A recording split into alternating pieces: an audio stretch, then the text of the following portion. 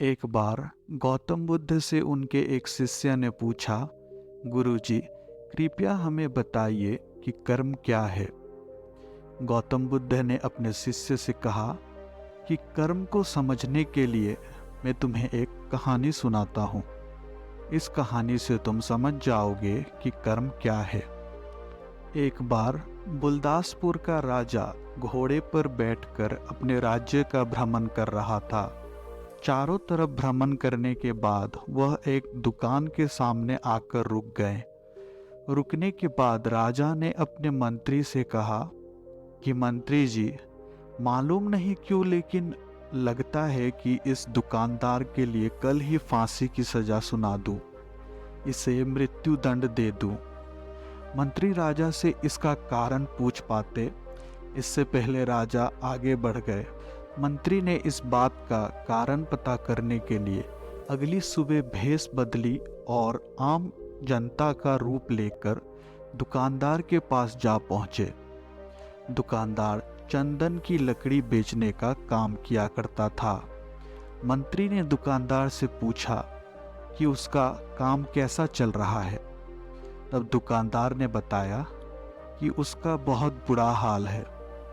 लोग उसकी दुकान पर आते हैं, चंदन को सूंघकर उसकी प्रशंसा भी करते हैं, लेकिन कोई खरीदता नहीं है। फिर दुकानदार ने बताया कि मैं सिर्फ इसी इंतज़ार में बैठा हूँ कि कब हमारे राज्य के राजा की मृत्यु हो और उनके अंतिम संस्कार में मुझसे बहुत सारी लकड़ी खरीदी जाए और शायद वहाँ से मेरा व्यापार में बढ़ोतरी हो।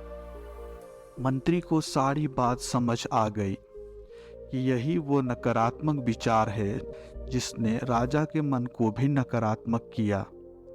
वह मंत्री बहुत बुद्धिमान था।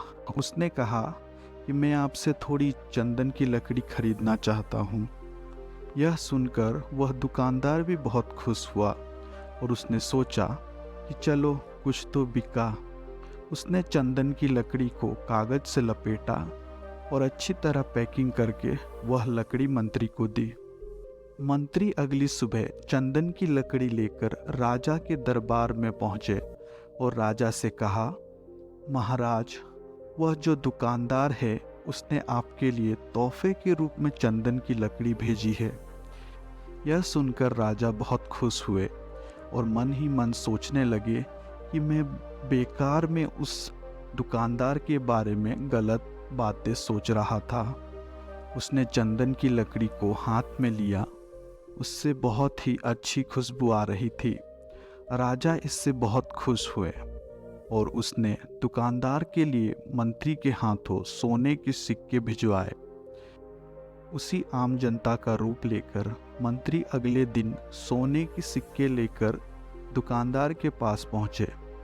दुकानदार बहुत खुश हुआ और उसने सोचा कि मैं राजा के लिए कितनी गलत बातें सोचा करता था। राजा तो बड़े ही दयालु हैं। यह कहानी जब खत्म हुई तब गौतम बुद्ध ने अपने शिष्य से पूछा कि अब बताओ कि कर्म क्या है। शिष्य ने उत्तर देते हुए कहा, शब्द ही हमारे कर्म हैं। हम जो करते हैं वही हमारा कर्म है। जो हमारी भावनाएं हैं वही हमारा कर्म है। गौतम बुद्ध ने सभी शिष्यों के जवाब सुनने के बाद कहा, आपके विचार ही आपके कर्म हैं। अगर आपने अपने विचार पर नियंत्रण करना सीख लिया तब आप महान बन जाते हैं। जब आप अच्छा सोचते हैं तब आपके साथ अच्छा ही होता है। इसे अगर हम आज के समय के उदाहरण से समझने की कोशिश करें तो एक ही क्लास में पढ़ने वाले दो छात्र जिनके एक साल बाद एग्ज़ाम्स होना है, जो पहला लड़का है वो दिन भर पढ़ाई करता है और जो दूसरा लड़का है वो पढ़ाई नहीं करता, बस खेलते रहता है। तो जो पहला लड़का है उसका निश्चित रूप से रिज़ल्ट अच्छा ही आएगा, क्योंकि उसने एक साल अपना कर्म किया था। बुरे कर्म का फल बुरा ही मिलता है और अच्छे कर्म का फल अच्छा ही मिलता है।